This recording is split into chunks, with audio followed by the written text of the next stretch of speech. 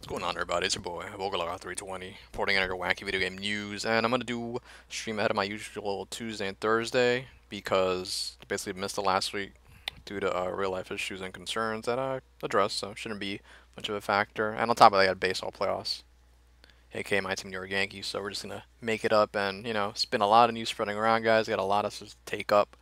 Basically, I feel like each day this week if I want to do so. But yeah, so we're just gonna put one out right now. And basically, first topic from what I've seen recently on the news is Horizon Zero Dawn's developer, aka Guerrilla Games, makers of Killzone. They've hired multiplayer developer from Rainbow Siege, who, by the way, worked on Killzone too. So to me, that all but confirms that it's gonna be a Killzone game, since they're bringing the guy back who worked on the best ones multiplayer.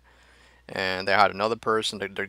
It's either gonna be a launch game or maybe a year or two later down the line in PS5's lifespan, I'm assuming. But yeah, guys, anybody wanted a Killzone to come back, wanted a shooter exclusively from PlayStation side, you're getting one. You're getting another one, and hopefully, I'm gonna assume they're gonna do a campaign. If they do a campaign, so I'm expecting them to sell it like Call of Duty, but it should be a lot better than Shadowfall, to say the least.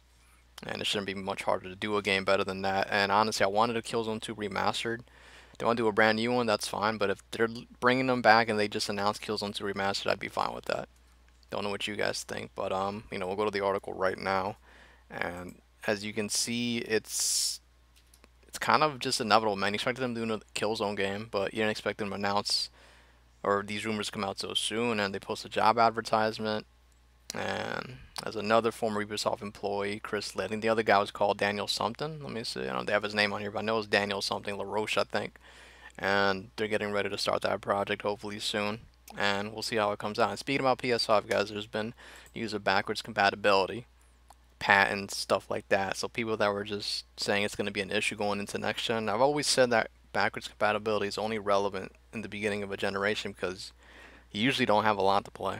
And I feel like this generation, Sony's in a position where they can kind of not blow their load, so to speak, and kind of hold some of the games back, like Ghost of Tsushima and whatever else they might have coming out, like that game Wild, which we haven't heard of within the first since the first couple of years. But you can hold a couple of these games back and just kind of hold the line, so to speak, for your launch date, whenever that is, whether it's late 2019, 2020. I still think it's going to be a 2020, but at this point, they're trying to cover all their bases, make sure that Xbox does not come back, doesn't have any kind of momentum, and I guess it's fine, but I'm just curious as to what the price point will be.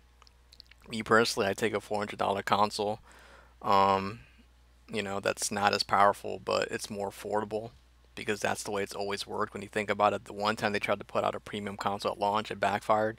And you can argue, well, hopefully they'll release it the same year as Xbox, right?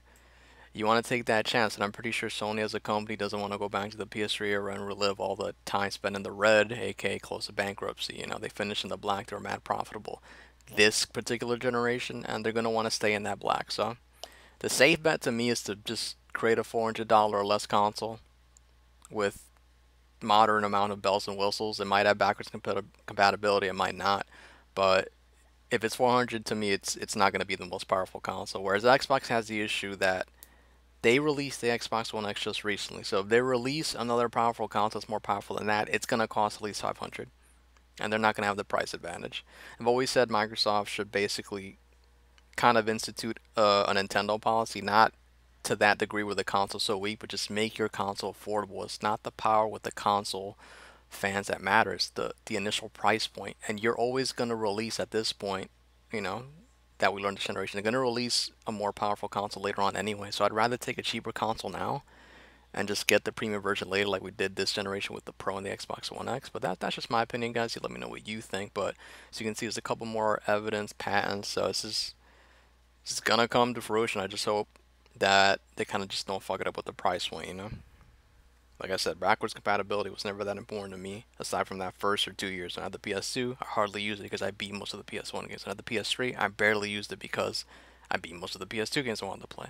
But it's always good to have options. I'm not gonna be an idiot and speak against that. I'm just not. It's a good thing to have, but it's not imperative. To me, the most imperative thing next generation going into the console war is the price point. I want to stay below 500, man, because 500 or above historically has shown us that you usually get killed right out of the gate, especially if you don't have any kind of enticing hardware content to show people. And I'm gonna throw in this little other thing I couldn't fit into the title, but yeah. So they got the PSVR bundle right now for about 300. You get Moss and Astrobot, two of the best games on VR aside from Resident Evil 7 and Firewall, and a favorite of mine called The Persistence. But yeah, guys, if you haven't picked one up yet, this is a really good deal. 299 on various retail outlets. See if this thing will load. Will it load? Can I get the link? Okay, yeah. So Amazon, Best Buy, Walmart, Target, GameStop, 299 for this bundle. Just wanted to throw that in there. The link is in my description. So yeah, guys, let me know what you think. Seems like there's news every day, man. I didn't even get to cover the Walking Dead Telltale situation where that fortunately looks like it's gonna have a positive resolution. But yeah, guys, I'm out. I'll be on tomorrow. Talking probably about this Xbox Project X Cloud crap and some other little tidbits in news, including the Walking Dead and the Telltale employees getting their last shot. And finally something got resolved and they're able to finish the damn franchise with some dignity. But yeah, let me know what you guys think. Boglog 320 is out.